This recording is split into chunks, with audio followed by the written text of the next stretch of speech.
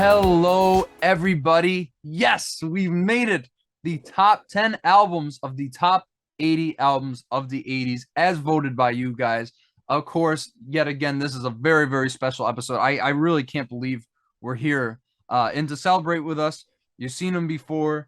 Of course, my good friend here, Zach Burdick, is joining us today to talk about some of these records. And glad to have you on the channel once again, as always. Yep, thanks for having me on once again. So good to see you again, Zach. This is awesome. This is like a reunion from the top 10 of the Nathaniel Ahart and Company's top 100. Yeah, it's like full circle, man. Yeah, this is crazy. It's coming back around.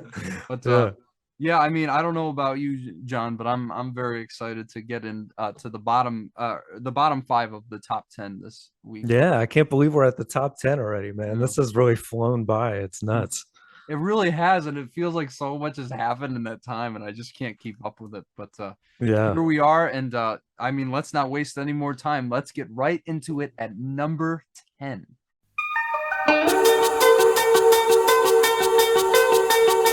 Songs from the Big Chair by Tears for Fears, Roland Orzabal and Curtis Smith. Just this amazing duo that created such a great album. I'm so happy to see this in the top 10. Came out in 1985. Of course, you got these huge pop hits like Shout, which still stand the test of time. I mean, even at 6+ minutes, the guitar solo at the ending by Orzabal is incredible. I actually had the opportunity to see these guys on their tour this past summer, and they still are hitting every note vocally. The band was incredible. When they played Everybody Wants to Rule the World, everybody went nuts, of course. That song is just magical, you know, just that opening guitar riff and then those synths. Warm synths. It's just like, yes. I think it's out of all the synth pop groups we've talked about, and I know you'll disagree on this, I think this is my favorite. And Head Over Heels, oh my god, such an amazing song, such a great melody. I mean, just for these 3 mega hits alone, it deserves to be here. Although the rest of the album is not quite, doesn't reach those heights, there's nothing really weak here. I think it's as far as the 80s go, this is a really solid album, and I think it came close to not making the top 10, but I'm so glad it did. Well, I had this on my list, but personally, I would not put this album this high. But let me just say first, I mean, the songs you mentioned on here are absolute classics, as dated as they may sound. I mean, Everybody Wants to Rule the World is one of the best pop songs from the 80s.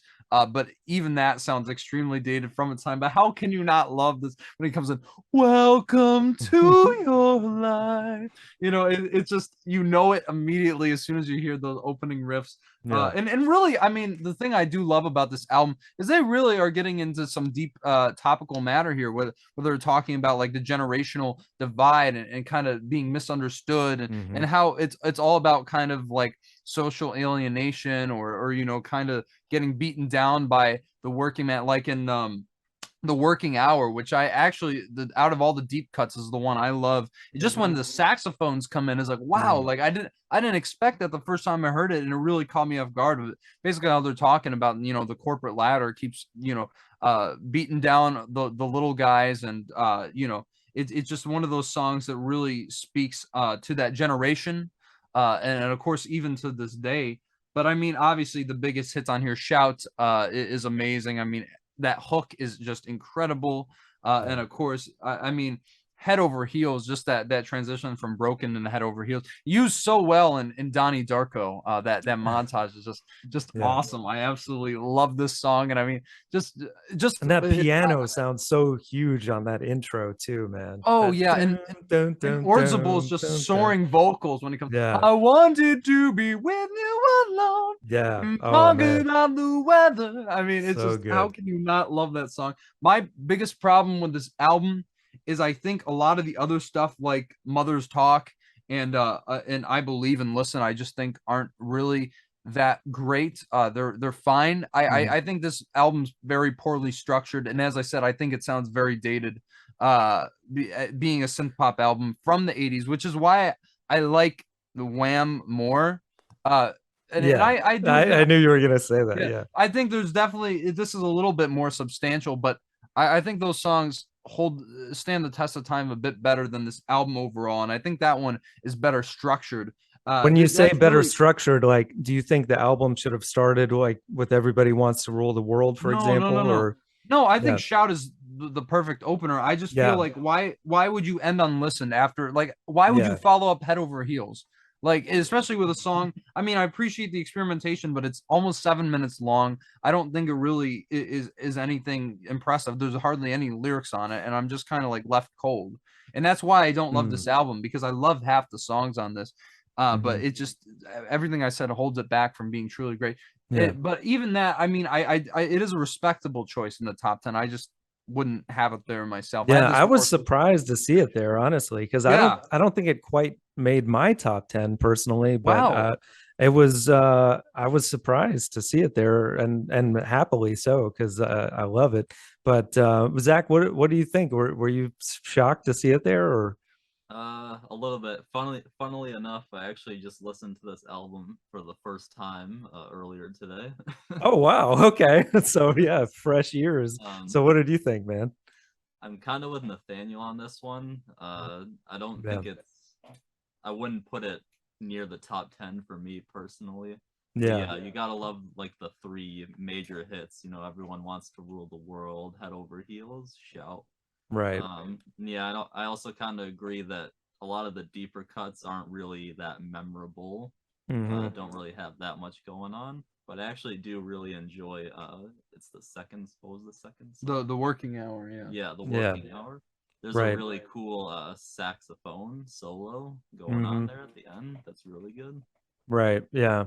Yeah. And I mean, I know we've probably said this a few times already too, but I feel like in the 80s, if you've got half of an album that's really strong, that's pretty good for the 80s. Yeah. Yeah, but I You mean, know, but yeah, if we're, if we're compared to the 70s or 60s, it'd be like, oh man, way down. But but I yeah, mean, I definitely think it deserves to be on the list. I mean, for as I said, sure. it was on mine. And it is a class. It's a synth pop classic. I mean, what else can you Still a say? really good album. Yeah, Nonetheless. yeah. Yeah, And yeah, absolutely. there we go. That's going to take us right to number 9.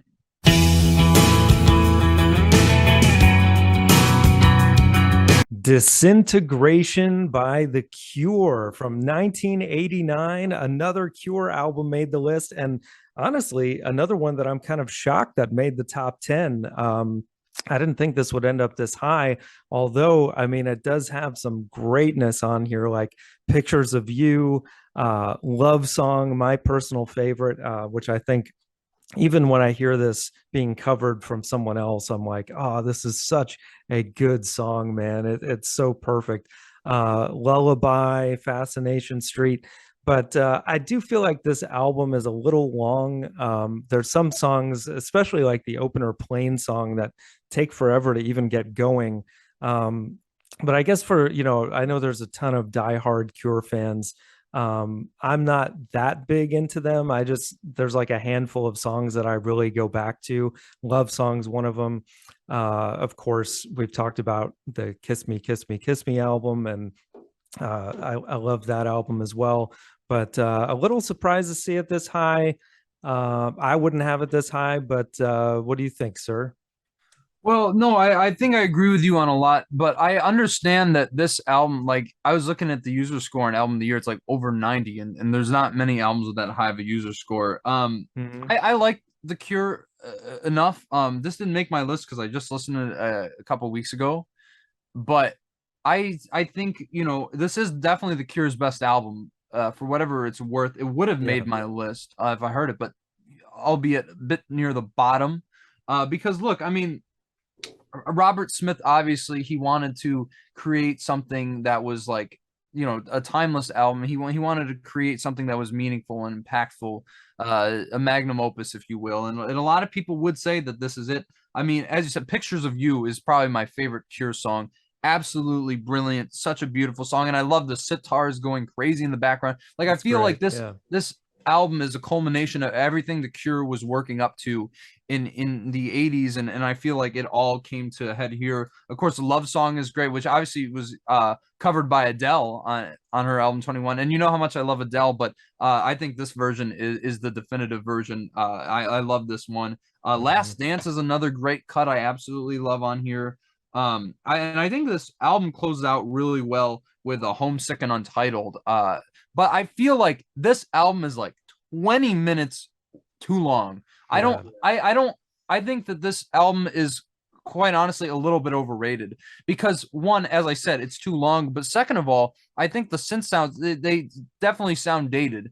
And so I don't really understand like how this is acclaimed as like, oh, one of the greatest masterpieces in music. Like I do get like the appeal of a lot of these tracks here. And I definitely think it deserves to be on the list unquestionably.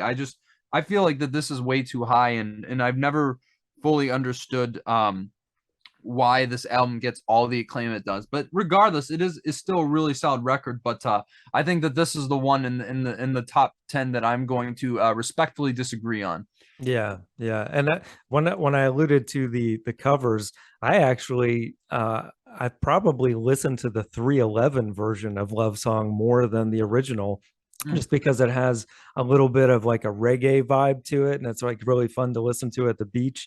But then again, the original, with even though the 311 version relies more on guitar, the synths are actually really cool on that song, like the dun, dun, dun, dun, dun, dun, dun, dun, dun, that whole thing. But yeah, I do think the synths do sound in comparison with like Tears for Fears, for example, a little more on the dated side on this album. But Zach, have you heard this album or? No, I haven't. Oh. I'm not very familiar with the Cure at all, really. Gotcha. I don't think I've ever really listened to any of their just individual songs either. But try Just Like Heaven from Kiss Me, Kiss Me, That's Kiss a great Me. one. And if you like that, maybe get into more of their stuff. But I mean, I think that's a good entry point, maybe. Okay, yeah. Well, I knew this album was insanely acclaimed, so I feel like even though I didn't listen to it, I felt like it had a pretty good shot of making the top 10, just from how acclaimed it is. Okay, so your guesses are kind of coming out so far, Yeah. or? Yeah. Wow. I'd say, yeah. Look at this guy go. Well, let's see how that holds up with number 8.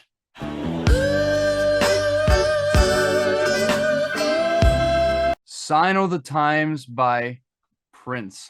Now, I will say when it came to the 60s and 70s list, my number one aligned with the top choices on the list. This time it's a little bit different. I think that this is the best album from the 80s. I think that this is Prince's magnum opus. It is one of the greatest double albums ever created. And just the story behind it, too, is so crazy because obviously he was trying to do the Dream Factory project.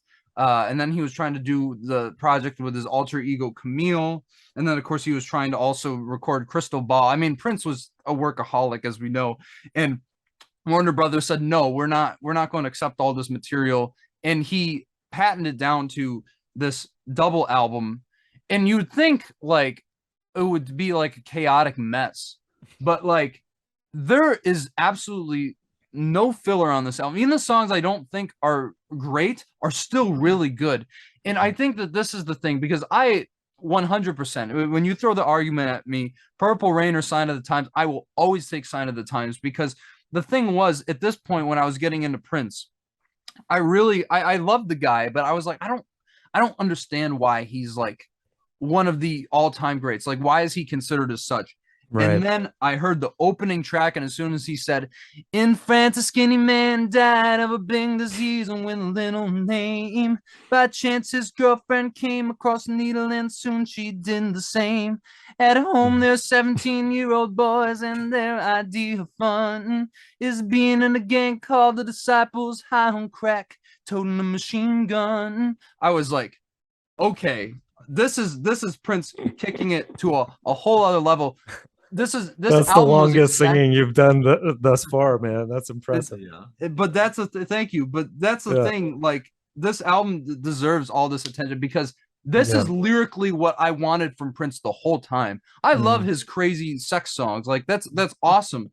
But this was like he was finally talking about sex in a more meaningful way. Not to say he Right. wasn't before, but this, like, you get songs like I could never take the place of your man, where he's like talking about, oh, maybe I should have a one night stand with this girl, but he's like, you know what, like you're a single mom, you have these kids, like I shouldn't interfere with that because I'm never going to take the place of him, and I know I never could. And then like stuff like strange relationship, he's like talking about kind of like how he wants this girl, he can't stand to see her hurt, but he can't stand to see her happy. And it's just Mhm. it's insane, like the stuff, it's very, very psychosexual. And of course I think that comes to head completely in the masterpiece that is If I Was Your Girlfriend. Of course, you know, harkening back to that alter ego Camille with the pitched up vocals, which I mean, no one was really doing that. But I mean, one of the most psychosexual songs ever created. And just Prince is like pleading on the, like it sounds painful. Like he's pleading with this girl and just asking her, like, how would you view me differently if I was like your best girl? And of course, I mean, so many amazing songs in here. The Ballad of Dorothy Parker is one of the trippiest, most experimental songs in Prince's entire catalog. One of his most ambiguous, and of course, I love the little non sequiturs he adds in, like where he's saying, "Yeah, let me get a fruit cocktail. I'm not that hungry." It's so funny, but he's like talking about Mhm. the violent room. It's like, what is that? Of course, Starfish and Coffee, which has these beautiful harps playing over, and talking about this autistic girl who said that she had starfish and coffee for her lunch. I mean, it feels like something that Prince wouldn't have done before, but then putting it on this album, it fits so perfectly. And then, of course, Slow Love, one of his absolute best ballads with those horns from Eric Leeds, man. I mean, just blows my mind. It's one of the most sensual tracks he ever laid down. I Mhm. will keep going on about this because there's so many. You Got the Look with Sheena Easton is so catchy. And Yeah, and a big Ladies and hit at the Gentlemen, time too. Yeah, what's that? it was a big hit at the time too. You Yeah. Got the Look. It was It great. would, Yeah. it's deservedly so, but it's surprising that that is the one that jumped out on this album as the hit, because I mean, just I mean, obviously The Cross is amazing. Like it's Prince doing a Christian rock song that sounds like his take on a Velvet Underground song with mixed with sitars going through. I mean, this stuff is crazy. And of course, the live version of it's going to be a beautiful night. I mean, you have a Sheila E. there, you have most of the Revolution, but I think, to me, the absolute best song on here, and I think probably his best song, maybe sometimes I would say it's better than Purple Rain, is Adore. I think that song emblemizes everything that made Prince great. Obviously, you get the amazing instrumentals coming in with the horns and of course the angelic choir vocals but I think his best lyrics he ever wrote. I mean, especially that line, "If God one day struck me blind, your beauty I'd still see." Like, oh my, if that is not like the most beautiful love line penned to anybody in the history of music, I mean, I don't know how you can argue it. And of course, just like the humor he adds in, where he's like talking about all these things he do for her, and he's like, you can smash up my ride. He's like, well, maybe not the ride. You know, he's like injecting humor in there. It's so expansive. It's so musically explorative. This whole album, it's so experimental. But as Prince said, you know, he didn't like the word experiment because it sounds something that was not finished.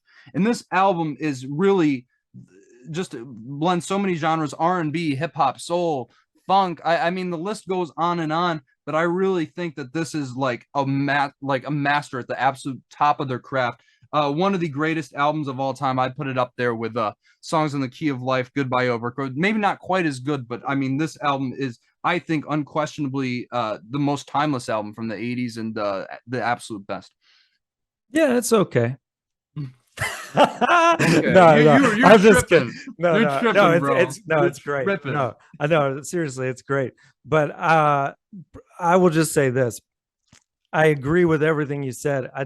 Prince isn't somebody that I go back and listen to often, but I mean, he's a musical genius. There's no doubt Yeah. about it. And if you weren't sure about it, like you said with Purple Rain, which you should be sure by hearing I mean, that it's a album, great album. but then listen to this and you'll definitely, I mean, I have nothing more to add other than The Cross is my favorite on the album, and Mine too. one of my very favorite Prince songs.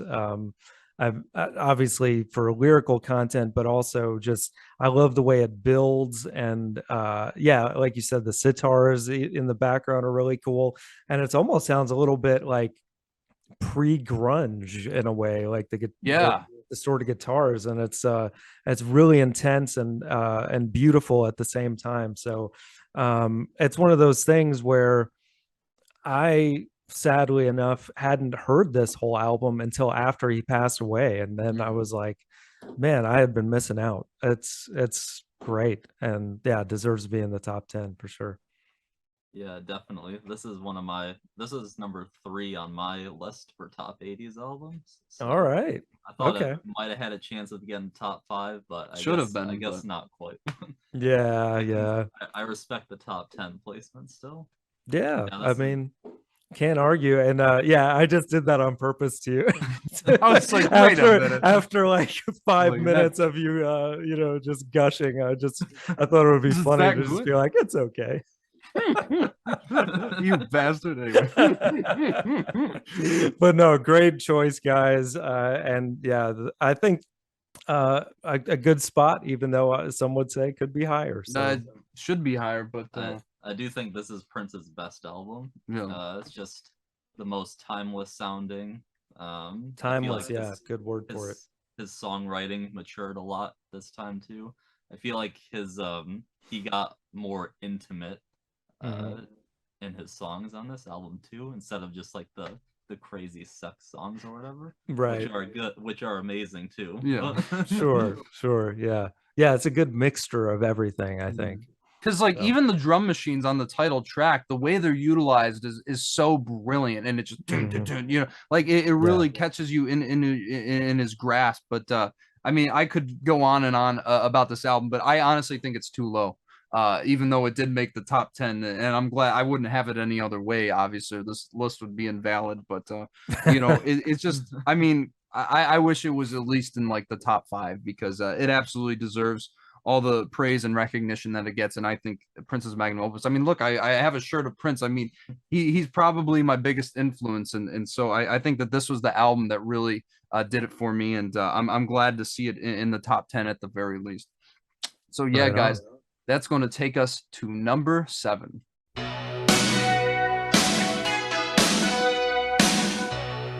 Born in the USA by none other than the boss himself, Bruce Springsteen, from 1984. This is an absolute classic, obviously an American classic, and of course the amazing album cover, just a shot of Bruce's ass, is just so iconic for some reason. But it's one of those things where when I first heard this, I really liked it, but I kind of thought, I was like, oh, this is like Bruce selling out with all these synths and all this stuff. I certainly don't think it's better than Sign of the Times. Let me put that out there.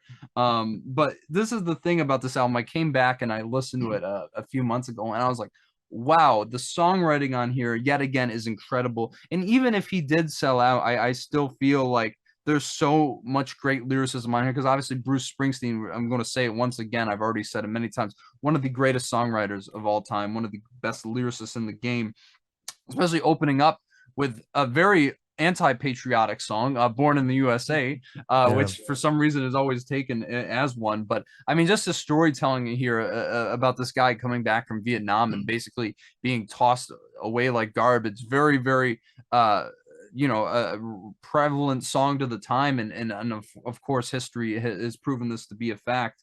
And I think not even my favorite song on this album, but you could say it is the best song, and I wouldn't argue it at all. I even love Darlington County is so much fun, and just the na na na na na na na na. I mean, it's so much fun, but also just hysterical. I think Bruce's humor and wit comes out on this album very much so. He's having a lot of fun here, and of course on songs like Working on the Highway is really, really dark, especially talking about kind of like underage sexual relations, that sort of thing. Very, very daring, but also delivered in a very kind of humorous way, as I was saying. And of course, I mean, so many great songs on here. I think Cover Me, you skipped over that one. That's a really good rocker, actually, for the time. And don't mean to interrupt, but I mean, there's all kinds of great stuff going on this album melodically. Yeah, absolutely. I mean, even if some of the synthy stuff is a little dated, whatever, It's pretty dated. but Dancing in the Dark, man, holds up. Yeah. I don't care what anybody says. Like, I love Dancing in the Dark, man, and It's I my always favorite will. song on here. There you go. Yeah, I mean, and it just yet again, it's one of those classic Bruce songs where he's talking about trying to get away, trying to find this escape from your, 9 to 5, day to day blue collar life, Right. and it's like I know there's was the line where he goes, there's something happening somewhere, babe. I just know that there is. You can't start a fire, can't Mhm. start a fire without a spark. But Yeah. I'm a gun for hire. Baby, we're just dancing in the dark. I didn't get all the lyrics 100%, but you know the song. Oh, Everyone yeah. knows the song, and of course, "Glory Days" is yet again another one, a Yeah. very nostalgic look back and kind of looking at the time gone by and how nostalgia affects people's outlooks and how people kind of communicate with each other after all these years, like whether it's someone you knew from high school. It's just Mhm. such a, and of course the hook on it, glory days, Yeah. won't let them pass you by, glory days. I mean, it's just one of I his don't know why, like, just hearing that song makes me think of like being at a baseball game and eating ice cream. yeah. They're like, just America, you know? Yeah, I don't yeah, know. but in Yeah. the best way possible. Right. But of course, and I just have to mention too, I think My Hometown is a masterful Mhm. piece of storytelling and a beautiful way to close this album. Kind of Yeah. like the cyclical nature of kind of like nothingness in our lives and wanting to go somewhere, but the inevitability of winding up exactly where we didn't want to be. I think Yeah. a great way to close this album. Definitely a lot of dark stuff on here that I don't think gets enough. Definitely not as dark as Nebraska, but you can hear that some of these songs were from those sessions. Sure, And like I'm on Fire, like has that kind of mm, vibe, and I think a great way to end off side A, and just beautiful, especially when he starts, just kind of riffing on those high pitch things that Bruce does here and there towards the end of the song. But I just love, I don't know, the way he sings that song. There's really something about it. It's so earthy and like so raw. I love it. So that's mm. another favorite of mine from this album. It's You know, it had so many hits, like it's crazy, ridiculous. man. Well, Yeah. it's interesting because like I know a lot of people really love that one. It's not my favorite. I don't love it, Mhm. but I really like it. I mean, I don't think there's really that a weak song on here, even though it sounds kind of corny as hell with the production. Right. And as I said, I mean, I didn't have it in my top 10. I certainly had it in my top 20. I think it's an I'm a absolute sucker for a good Bruce ballad, I think, like yeah. because Streets of Philadelphia might be my favorite Bruce Springsteen song. Wow. I just love its simplicity. And yeah, so that's why I'm really drawn to I'm on Fire and the Nebraska album, period, which is my favorite, as I've said. But Right. um, I think it's better than Born in the USA. Let me reiterate. And I would have loved to see that higher, but yeah. I mean, this is such an iconic 80s album. As I said, for all the hits we mentioned, I mean, it Mhm. was huge on MTV. Of course, Bruce Springsteen dancing on stage with Courtney Cox. I mean, Yeah, yeah, I mean, there's so of much course. that was like Yeah. culturally defining with this album, even though people take it out of context all the time. Yeah. But if you really care about music, if you really care about Bruce Springsteen and what he's about and what he what this album means, I think you're really in for quite a treat. Despite its age, I love this album and it's an absolute classic. Yeah. Zach, you had to have heard this one, right? I have not heard this album. What? Try to get you there. You're un-American. That's it.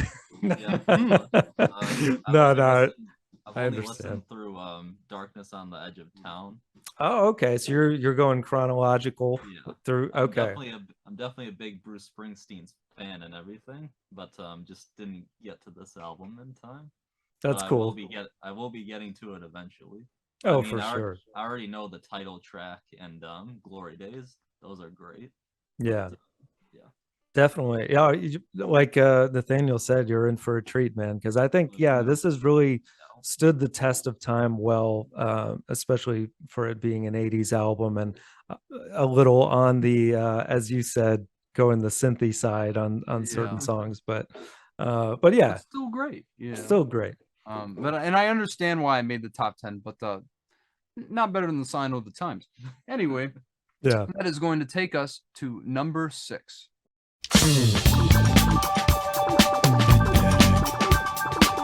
Remain in Light by Talking Heads from 1980. And what I believe, and I think most people would agree, is Talking Heads' best album. This album, we were just talking about albums that sounded dated, like songs from The Big Chair or Disintegration or Born in the USA. This album sounds like it could have been made like 30 years from now. Like, this album is insane. How far ahead of the curve it was, and no pun intended, obviously. But this album is just obviously them bringing in Brian Eno. Well, obviously they brought Brian Eno in before, but this was really where everything came to head, because obviously a lot of people would say this is a David Byrne, Brian Eno album, which I think is discrediting the contributions from Jerry Harrison, Chris Frantz, and Tina Weymouth on this thing, because they all started jamming and they came up with these incredible songs, these incredible polyrhythmic grooves with a lot of African influence in there. And of course, I mean, I don't think that this is highlighted any better than the opening track, Born Under Punches. The Heat Goes On, which is my favorite Talking Head song of all time. Like, I was listening to this on stereo one day. Yeah. And this never happens. I don't know if you guys feel this way, but this song is so good I almost cried. Like, I'm not even I don't joking. blame you, like, man. I don't blame you, because it's so great and so weird. Like the just all the little things David Byrne says. Gotta love David Byrne. Dude, and I just love the chaos on the song going on. And I love when he like interjects like the little like, I'm a government man. Yeah, I'm a government man. Yeah. And then so of course great. as all the polyphonic textures going on with the back and with the heat goes on and the heat goes on. And the heat goes on, and the heat goes on. And then, of course, all I want is to breathe. And the way they interlock and interweave, it is one of the greatest songs ever made, and I just think a sonic masterpiece if there ever was one. And of course, Cross-Eyed and Painless is nothing to scoff at either. Of course, the weird synth literally the funkiest white people who ever lived, they've been called, and it's not hard to see on this song. And then of course David Byrne doing like his rap thing, back so simple, back so straight, like it's just so crazy, so much chaos. But that hook, isn't it weird? I mean, it's just so immediately catchy, just immediately rhythmic, and it just catches you right from the get.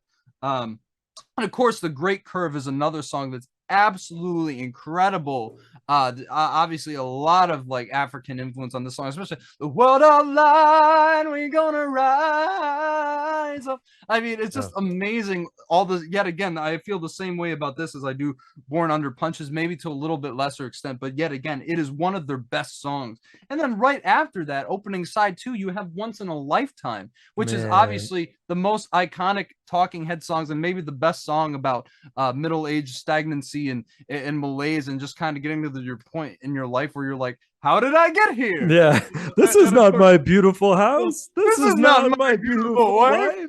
And it's just David Byrne doing that pseudo sermon, and of course the video when he's like going like this. I mean, it's just it's so iconic. And that hook, letting the days go by, let the water flow down. I mean, it's just what an amazing song, and I'm so glad that it's been getting all the recognition it has recently as one of the best songs of all time, because it absolutely is. And of course, I mean, so many other great songs on here too, like Seen and Not Seen is a very interesting social breakdown of kind of like shaping yourself to be more amenable to society, which obviously I think David Byrne relates a lot to, being, on the Asperger's spectrum. So I felt like that was a very personal song to him, but just the way he breaks it down, trying to kind of like picture the idealized facial structure. It's like, how do you do that? It's like so weird the way he's breaking it down. And of course, then you have a song about a terrorist. We're listening when Mojik and from his village bringing a bomb to a government building. I mean, but it's so beautiful and so haunting and everything. And then I feel like all this goodwill is somewhat undone by the overload, which I think is overlong and I think quite boring. And I think this would have been like in my probably top 3 albums of the 80s, but because of the song, it brings it down to like my top 20. Yeah. But I even agree. so, but that's the thing, like with all that being said, I think that this is one of the most influential albums ever made, and I think as it comes to 80s albums, I think that this one stands up significantly, and I certainly do feel like deserves a spot in the top 10, and I think quite frankly at a good spot. Though I don't think it's better than Sign of the Times, but that's okay. Yeah, but Talking Heads, man, 3 albums in the top 20, man. That's awesome. And that's it. That's the only place where they land. Right. And so now so we got John Williams, Talking Heads, and Madonna with 3 albums apiece on the top 80. That's interesting. So Zach, was this a surprise to you? No, this wasn't a surprise to me. I had this in my top 5 on my list too. Very good. Yeah. I mean, Once in a Lifetime is my favorite Talking Heads song. Can't argue. And I love me too. I love the performance in the Stop Making Sense movie of it too. Oh my god, yeah. In the head. Yeah, so good, man. We've talked about Stop Making Sense, but oh my god, that's like such a joyous thing to watch.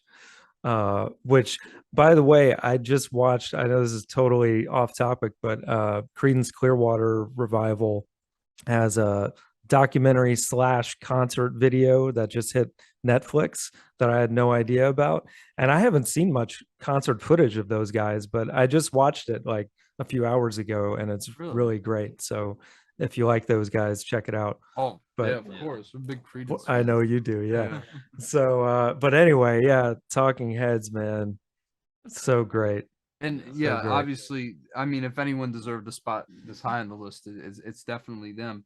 But I guess, I mean, that concludes the picks on this episode. So I guess I want to ask Zach, I mean, going into the next episode, what do you think is in the top 5? I'm gonna say Purple Rain has to be there. Okay.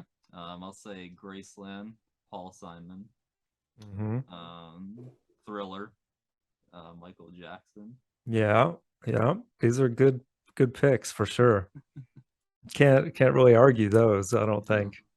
Anything else you can guess at? I feel like I'm forgetting like 1 or 2 that I thought. I think you might be, but I mean, but yeah, that's pretty solid, man. They gotta be in there. Good guesses. You would definitely think that they would make the list, but that's the thing, man. I just love doing the series, seeing where these albums wind up. So if you guys put your guesses down below, what do you think is in the top 5? Do you agree with Zach here, or what other picks do you think might make it into the next episode? And what do you think the order will be too? Like, rank them out for, let's get some discussion going here. Thriller number 1. Okay. All right. That's a fair guess. That is a fair guess. We'll see. But yeah, so let's obviously let's start the discussion down below. And of course, you gotta like and subscribe, smash that like button. You like what you're seeing here. And of course, you gotta subscribe to Johnny Radio as well. And of course, I mean, I don't know if you're already starting here. I mean, I don't know how you would not know, but the next episode is going to be on his channel. So you can't miss that one. I mean, it's the ultimate episode of the series, and then we'll be moving on from there. So as always, guys, thank you for tuning in. Absolutely love doing this. Same here, man. It's been great. Can't wait for the next one. And then, as you said, moving on to the 90s. So make sure you get those lists in too. You got until October 20th to get us your full. You can give us 90, you can give us 10, however many you give us, your vote will count. So please do it. Indeed, and it's already looking up. It looks like it's shaping up to be quite an interesting list, and I hope that continues to get shaken up as we go along. So until then, guys, until the next episode, you guys have a great week, and we'll see you later. Peace.